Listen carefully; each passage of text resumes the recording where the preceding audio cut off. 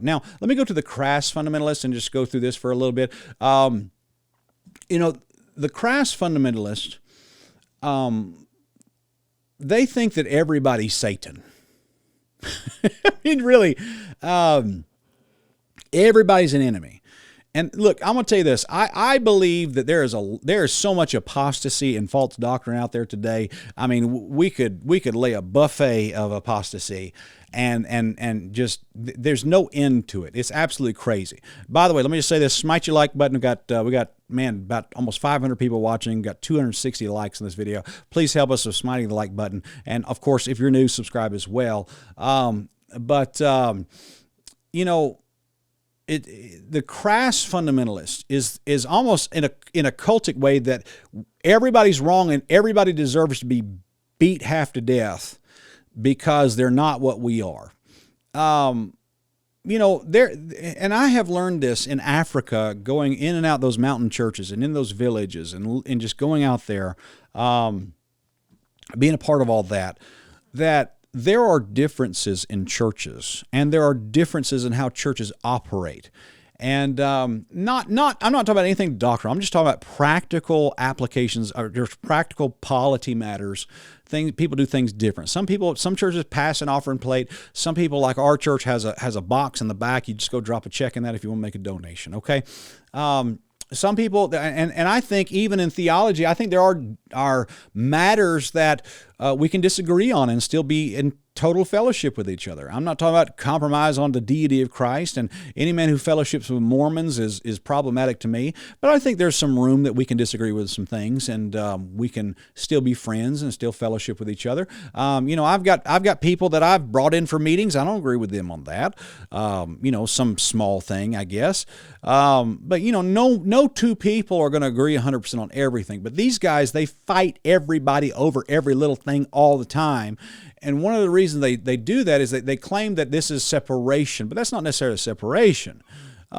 Separation is from evil, not from good brothers that I don't necessarily agree with on a particular small issue. That's not separation. The crass fundamentalist is harsh, angry, and reactionary to everything. He's always in a tizzy over everything. He loves controversy. Can I tell you this? This may surprise you, but I guess my flesh loves a good fight every now and then. I go through Facebook sometimes, and that's some downtime, and I see some Facebook reels and such like that, and I think that I like watching a good UFC fight. I watched one just last night. It was a boxing match, and man, I'm talking about this one guy was getting murdered in that boxing ring, and I watched the whole thing. I loved it. I thought boxing is fun. I've been around martial arts my whole life. I'm not a martial artist per se, but I enjoy all that, and I understand it, and I understand the technique and the skill that it takes to do that kind of stuff. And this is why I tell people never get in a fight in the streets, because you have no idea who that guy is, and he could probably hurt you very badly very quickly. So don't do that. And so I like a good fight every now and then, but I love peace too. I love peace. We got a backyard full of chickens. I love to go back there and just sit and just take my phone and throw my phone away and just turn the thing off, take my watch off, and just go sit back there and, just drink some water and sit in the green yard and just watch the chickens play. I don't want to always be upset at everybody. I took a stand a few years ago against a guy that I think is a good brother and a good brother in Christ. But I think he handled a pedophile situation. And I'm not talking about like an accusation. I'm talking about a legit pedophile situation in a church, and I'm talking about, like, I have the police report, okay? Like I have the facts, and he handled that in a way that I thought was sinful. It's insanely sinful, like, in a way that, like, he was one of the presidents of a youth camp involving young boys, and he handled that pedophile situation so poorly that I thought he deserved to be called out publicly for that. And I did. I called him out. I got on the phone with him and tried to straighten it out. And the more he talked, the worse I realized it was. Like, it was so bad. I won't even tell you what he said to me. It was sick, the stuff he said to me. I mean, it turned out, as we were discussing this whole situation, it turned out him and I had a wildly different definition of abuse. Like wildly different definitions. Like his was, only if he does like the most extreme thing imaginable to a child is that considered abuse. But everything in front of that's not. That's just normal behavior. No, it's not. No, it is not. Woo-wee, let me just put it to you that way. I feel like I'm in the Twilight Zone sometimes. And when I was speaking to that man on the phone about this situation, I felt like I was in the Twilight Zone. I cannot believe a man who claims to be saved and full of the Holy Ghost and ordained to preach in a church would ever say anything as unbelievably stupid as what I just heard about, especially a man who runs a camp. And I called it out. It burned me. It burned me, buddy. It burned me what he said. I mean, I could have flipped a table. I could have spit. I couldn't believe what he said. Unbelievable. And I sat on it for days and days. I walked up down the street. I told Rebecca about it, and she, her jaw hit the floor. And I called 3 or 4 of my friends. I said, he said this. This is what he said. And they just, I can't believe he said that. And it just ate at me. I just said, I'm done with this. I am going to be released of this. I am not going to harbor this as a secret.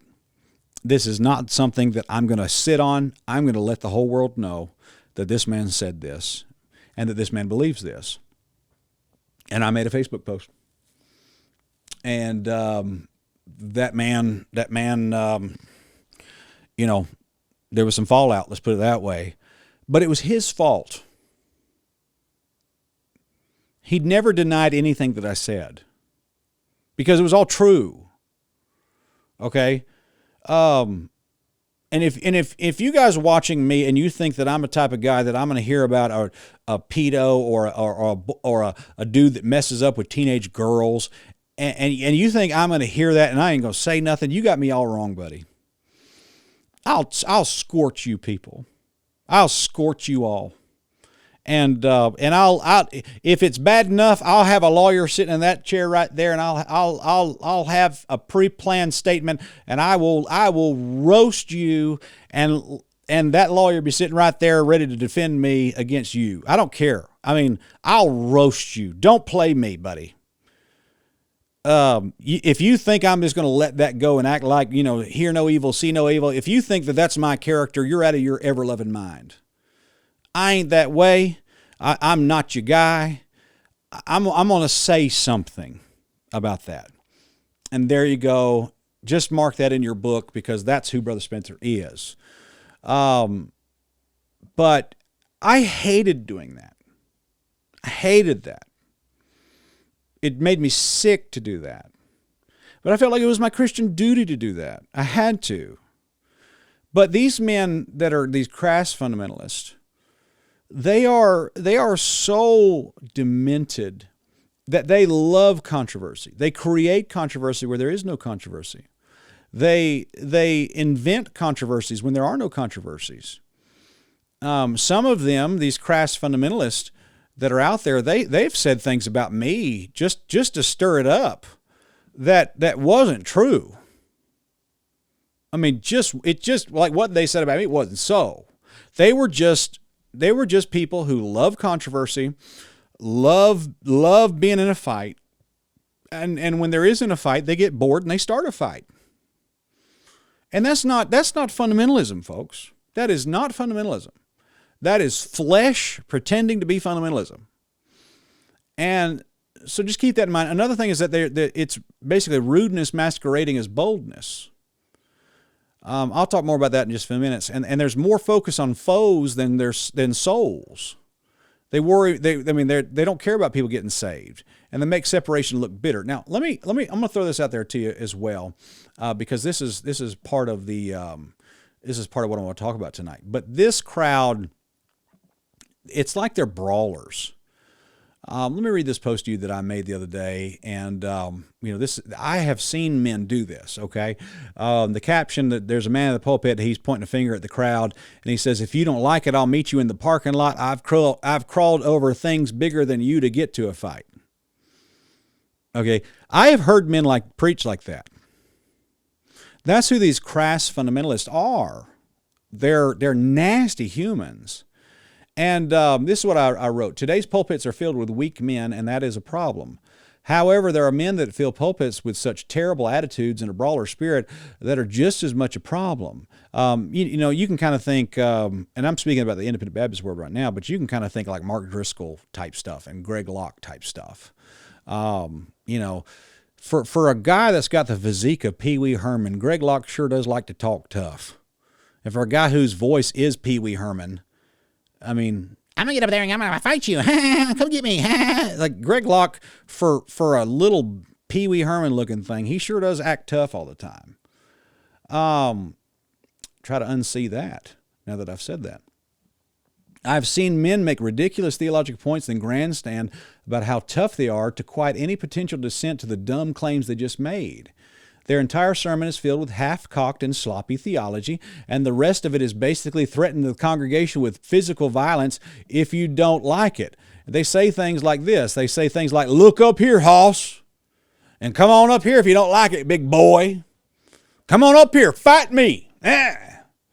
Run your face into my fist." I've heard that one. "My dad was a professional boxer, and I'm not scared of any of you." Are all things that I have heard these men say from pulpits. And by the way, these men are very real. They exist. They exist. And they try to intimidate the internet, but the internet doesn't get intimidated. So there you go. But and I said this is not preaching, this is a mockery. If a man cannot use the inspired words of God to convince people and has to rely on intimidation to convince people, then he doesn't belong in that pulpit to begin with. These sayings scare teenagers and old ladies, but they don't scare real men. One of the qualifications of a bishop is not a brawler and no striker. Men who threaten a congregation prove they are disqualified to address it. Men who do this are obvious. You know who they are, and so do I. They need to be sat down. Well, that's who these guys are. These guys are the crass fundamentalists. They're just jerks for Jesus, man. And that's not what needs to be done. That's not what needs to be taught. And I'm going to tell you this. I have been around. I have been in growing up where I grew up and being around the crowd that I grew up. I was in Boy Scouts, and my daddy took me to all these gun shows, and I was around monster trucks. I had an all-American childhood with the dirt bike racers, and growing up doing wrestling and football and all. I was around men, and I got the privilege to be around men that were killers. I'm talking about men that could beat you to death. Men that could kill you 50 ways with their pinky. Just. Guys like that. And as I've traveled, I've met guys that, black belts in Taekwondo and Savate.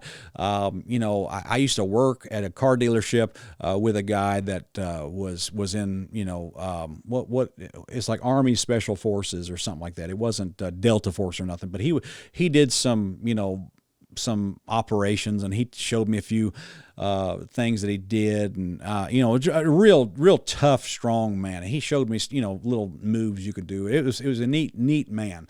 But like men who are killers, I'm not tough guys.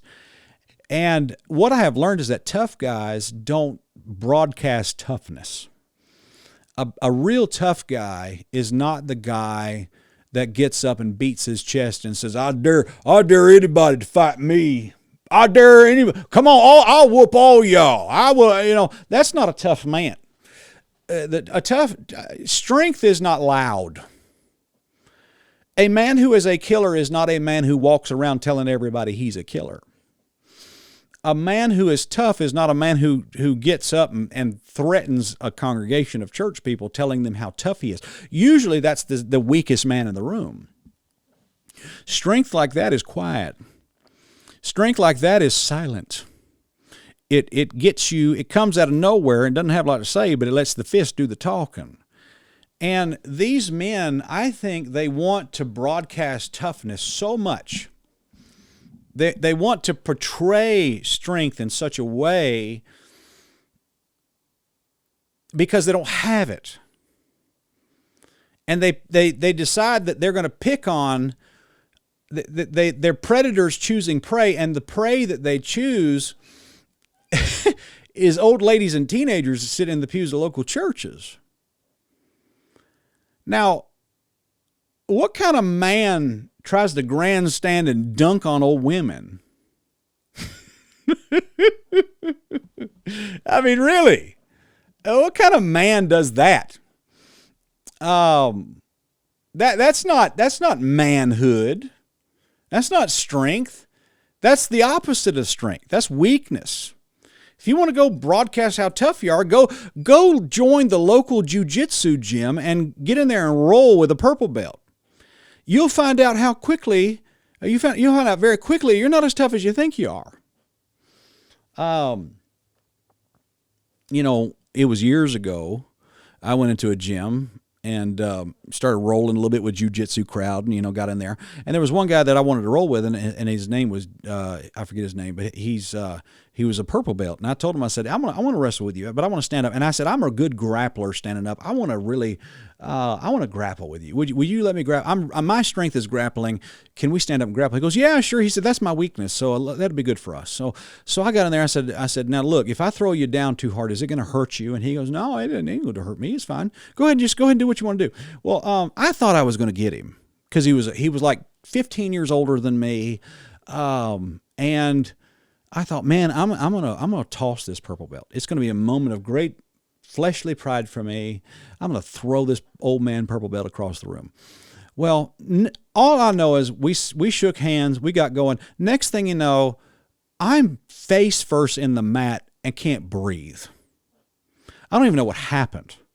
But I learned real quick I'm not as tough as I thought I was. And that was a beautiful moment for me. I think guys need that moment every now and then. But this crass fundamentalism thinks that it's tough, but it's not tough. It's just sin. It's just sin. And they get up and say, "Hey, Hoss, look up here, Hoss. If you don't like it, Hoss, come up here, Hoss. Hey, boy, come over here.